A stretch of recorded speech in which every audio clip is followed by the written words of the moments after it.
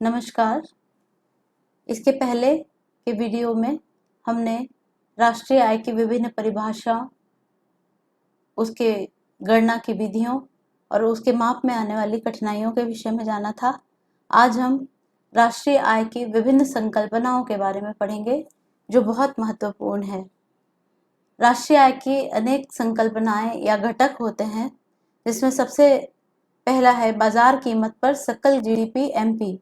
एक लेखा वर्ष से किसी देश की घरेलू सीमा से सभी उत्पादकों द्वारा जितनी भी अंतिम वस्तुओं और सेवाओं का उत्पादन होता है, जिसमें मूल्यह्रास भी शामिल होता है, उनकी बाजार कीमत के योग को बाजार कीमत पर सकल घरेलू उत्पाद जीडीपी एमपी कहा जाता है। कुछ उत्पादक गैर निवासी या विदेशी भी हो सकते हैं। उदाहरण के लिए भारत में कई विदेशी बैंक और विदेशी कंपनियां कार्यरत हैं, जिनके द्वारा देश में वस्तुओं और सेवाओं का उत्पादन होता है। इनके द्वारा की गई मूल्य वृद्धि भी भारत के घरेलू उत्पादन में बाजार कीमत के जोड़ को बाजार कीमत पर सकल घरेलू उत्पाद जीडीपी एमपी कहा जाता है। जैसे भारत में जो फाइनेंशियल ईयर होता है 1 अप्रैल से 31 मार्च तक का, तो उसके अंदर जितनी वस्तुओं सेवाओं का उत्पादन हुआ है, उसको उसके बाजार मूल्य को बाजार कीमत पर सकल घरेलू उत्पाद कहते हैं। सकल घरेलू उत्पाद की विशेषताएं क्या हैं? इसमें केवल देश की घरेलू सीमा में उत्पादित वस्तुओं सेवाओं को लेते हैं। यह उत्पादनों के सकल मूल्य का माप प्रस्तुत करता है। ग्रॉस शब्द इसलिए जोड़ा जाता है क्योंकि मूल्यह्रास या डिप्रिसिएशन या स्थिर पूंजी पदार्थों के उपभोग का मूल्य भी इसमें शामिल होता है। सकल घरेलू उत्पाद में केवल अंतिम वस्तुओं और सेवाओं के मूल्य की गणना की जाती है। कच्चे माल, बिजली, ईंधन जैसे मध्यवर्ती वस्तुओं के मूल्यों को शामिल नहीं किया जाता है। इसमें भौतिक उत्पादन नहीं, बल्कि उत्पादित वस्तुओं और सेवाओं के बाजार मूल्य को शामिल किया जाता है। सकल मूल्य वृद्धि को एक लेखा वर्ष के लिए आकलित किया जाता है। इसका मापन प्रचलित कीमतों पे किया जाता है। यदि हम 2006 का जीडीपी ज्ञात करना चाहते हैं, तो उसमें केवल 2006 में उत्पादित वस्तुओं को शामिल किया जाएगा और उसमें 2005 की वस्तुओं को शामिल नहीं किया जाएगा। ध्यान है, एक वर्ष में देश की सीमा में कुल जीडीपी एमपी बराबर उत्पादित अंतिम वस्तुओं और सेवाओं का मूल्य अथवा जीडीपी एमपी बराबर कुल उत्पादित वस्तुओं और सेवाओं का मूल्य मध्यवर्ती वस्तुओं और सेवाओं का मूल्य कीमत पर सकल राष्ट्रीय उत्पाद। अब इसमें से जीडीपी एमपी में से कुल उत्पादित वस्तुओं सेवाओं के मूल्य में से मध्यवर्ती वस्तुओं सेवाओं के मूल्य को घटा दिया जाता है। बाजार कीमत पर सकल राष्ट्रीय उत्पाद जीडीपी सकल राष्ट्रीय। अब यहाँ पे पहले हमने डोमेस्टिक देखा था, अब हम जीएनपी देख रहे हैं, gross national product at market price या जीएनपी एमपी। सकल राष्ट्रीय उत्पाद की धारणा केवल एक देश की घरेलू सीमा के अंतर्गत सामान्य निवासियों द्वारा उत्पादित अंतिम उत्पाद के मूल्य से संबंधित नहीं है, बल्कि इसमें विदेशों से प्राप्त शुद्ध साधन आय को भी शामिल किया जाता है। इस प्रकार बाजार कीमत पर सकल राष्ट्रीय उत्पाद जीडीपी एमपी एक देश की घरेलू सीमा में सामान्य निवासियों द्वारा एक लेखा वर्ष में उत्पादित अंतिम वस्तुओं और सेवाओं के बाजार मूल्य तथा विदेशों से प्राप्त शुद्ध साधन आय का जोड़ है। जीएनपी एमपी बराबर जीडीपी एमपी में विदेशों से जो शुद्ध साधन आय को हम जोड़ देते हैं, या net factor income from abroad. विदेशों से शुद्ध साधन आय को हम कैसे निकालते हैं? विदेशों से शुद्ध साधन आय एक देश के सामान्य निवासियों द्वारा दूसरे देशों को अपनी साधन, सेवाएं और संपत्ति प्रदान करने के बदले प्राप्त आय, जैसे लगान, मजदूरी, ब्याज, लाभांश और इस देश की घरेलू सीमा में विदेशियों द्वारा प्रदान की गई सेवाओं के बदले दी गई आय के अंतर के बराबर होता है। विदेशों से शुद्ध साधन आय धनात्मक या ऋणात्मक हो सकती है। यदि विदेशों से शुद्ध साधन आय धनात्मक होती है, तो सकल राष्ट्रीय उत्पाद सकल घरेलू उत्पाद से अधिक होता है। इसके विपरीत यदि विदेशों से शुद्ध साधन आय ऋणात्मक होती है, तो सकल राष्ट्रीय उत्पाद सकल घरेलू उत्पाद से कम होता है। विदेशों से शुद्ध साधन आय कैसे निकालेंगे? देश के निवासियों द्वारा विदेशों से अर्जित साधन आय और गैर निवासियों द्वारा देश से अर्जित साधन आय।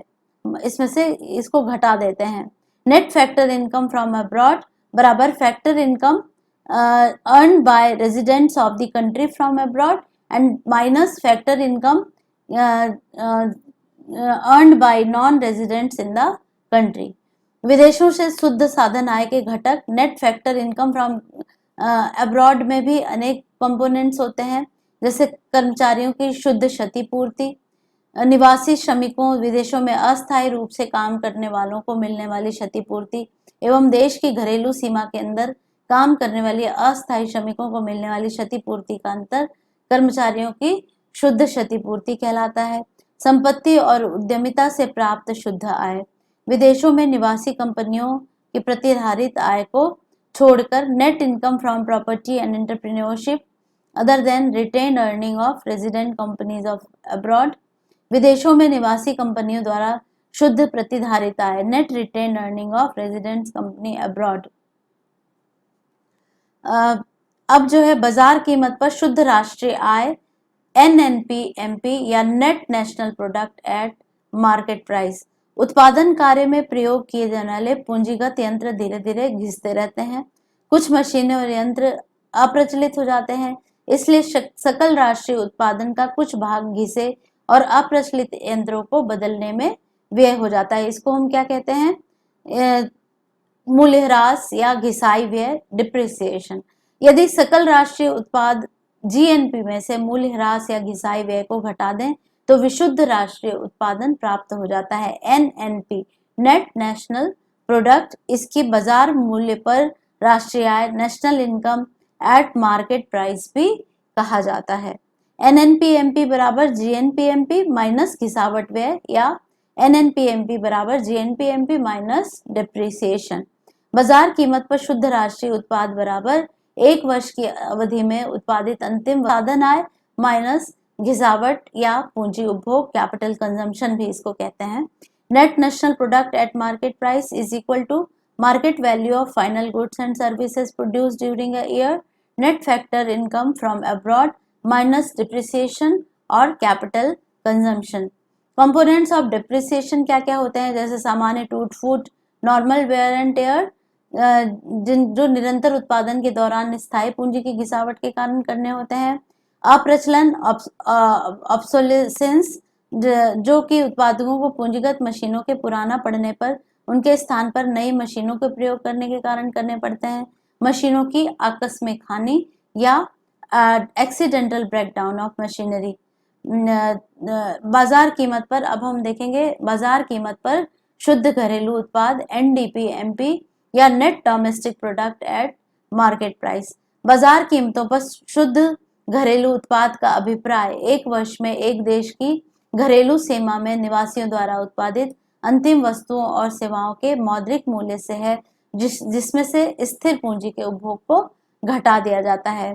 अतः बाजार कीमत पर सकल घरेलू उत्पाद GDP और बाजार कीमत पर शुद्ध घरेलू उत्पाद में केवल इतना ही अंतर है कि बाजार कीमत पर सकल घरेलू उत्पाद में घिसावट व्यय भी शामिल होता है, जबकि बाजार कीमत पर शुद्ध घरेलू उत्पाद में नेट में घिसावट व्यय सम्मिलित नहीं होता है।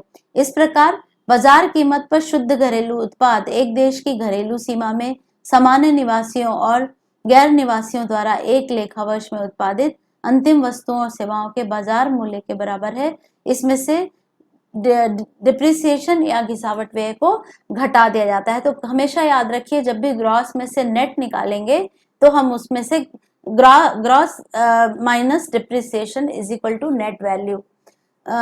और डोमेस्टिक और नेशनल में क्या अंतर होता है? डोमेस्टिक केवल घरेलू सीमा आती है और नेशनल की बात हम करते हैं राष्ट्रीय उत्पाद की, तो विदेशों से प्राप्त शुद्ध साधन आय को इसमें सम्मिलित कर लिया जाता है।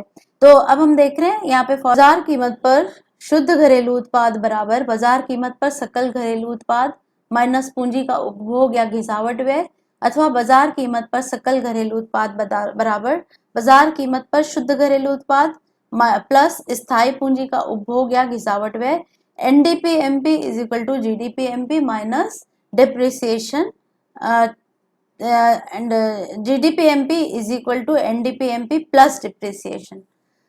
शुद्ध घरेलू, अब हम देखते हैं नेट डोमेस्टिक इनकम क्या होती है, या साधन लागत पर शुद्ध घरेलू उत्पाद, या NDP net domestic product at factor cost. Factor cost साधन लागत पर शुद्ध घरेलू उत्पाद, फैक्टर कॉस्ट को हम साधन लागत कहते हैं। एक देश की घरेलू सीमा के अंतर्गत एक लेखा वर्ष में उत्पादित साधन आय के जोड़ को शुद्ध घरेलू आय या साधन लागत पर शुद्ध घरेलू उत्पाद एनडीपीएफसी कहा जाता है। दूसरे शब्दों में साधन लागत पर शुद्ध घरेलू उत्पाद को ही शुद्ध घरेलू आय कहते हैं। इस प्रकार शुद्ध घरेलू आय बराबर साधन लागत पर शुद्ध घरेलू उत्पाद एक लेखा वर्ष में एक देश की घरेलू सीमा से अर्जित साधन आय, लगान, मजदूरी, ब्याज और लाभ के कुल जोड़ को शुद्ध घरेलू आय अथवा साधन लागत पर शुद्ध घरेलू उत्पाद कहते हैं। NDPFC is equal to NDPMP minus शुद्ध अप्रत्यक्ष कर, अथवा NDPFC is equal to NDPMP minus अप्रत्यक्ष कर प्लस आर्थिक सहायता। NDPFC is equal to NDPMP minus net indirect taxes, और ये जो NDPFC is equal to NDPMP minus indirect tax plus subsidy.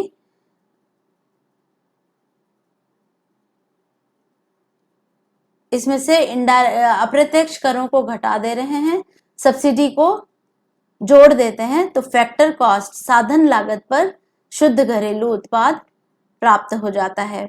Gross domestic product अथवा साधन लागत पर सकल घरेलू उत्पाद GDPFC, gross domestic product at factor cost. साधन लागत पर सकल घरेलू उत्पाद जीडीपीएफसी घरेलू सीमा में एक लेखा वर्ष में सामान्य निवासियों द्वारा मजदूरी, लागत, ब्याज और लाभ के रूप में अर्जित आय तथा पूंजी उपभोग मूल्य का जोड़ है।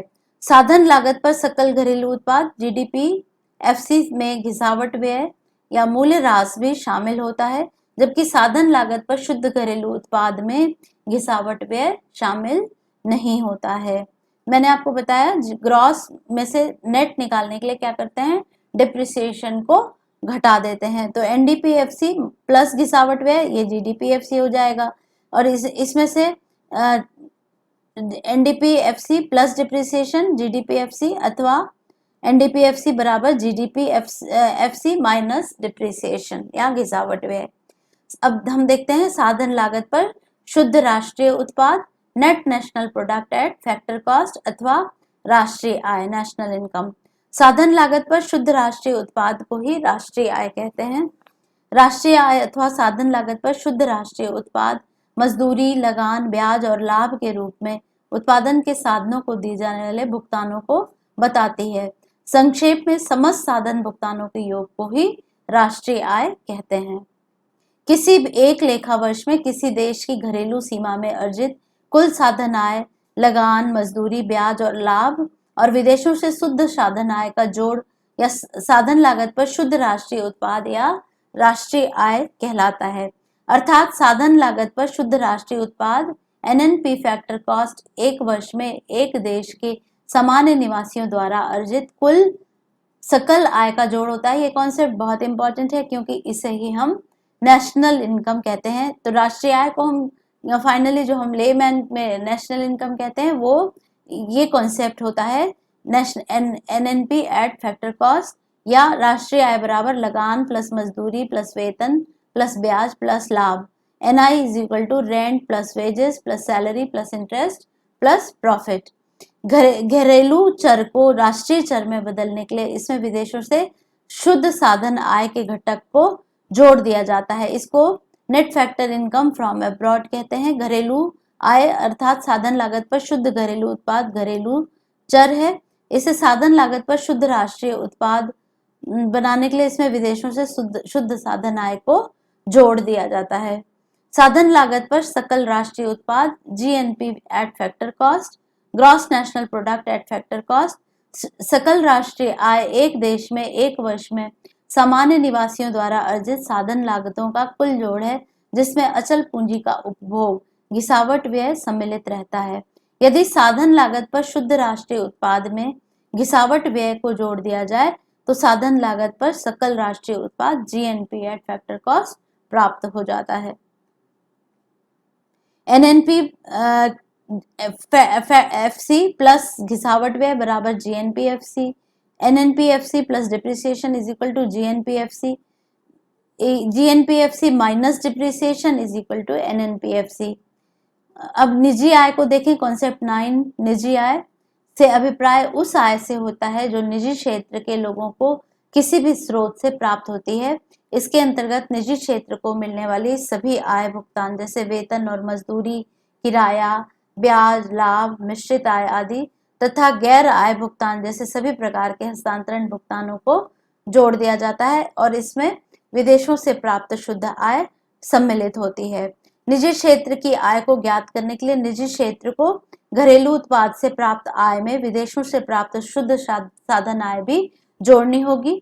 इसके अतिरिक्त निजी आय में सरकार के चालू हस्तांतरण, शेष विश्व से शुद्ध चालू हस्तांतरण और राष्ट्रीय ऋणों पर ब्याज को सम्मिलित किया जाता है और सूत्र रूप में इसको कहते हैं निजी आय बराबर निजी क्षेत्र को घरेलू उत्पाद से प्राप्त आय प्लस विदेशों से शुद्ध साधन आय प्लस सरकार से चालू हस्तांतरण प्लस शेष विश्व से शुद्ध चालू हस्तांतरण प्लस राष्ट्रीय ऋणों पर ब्याज।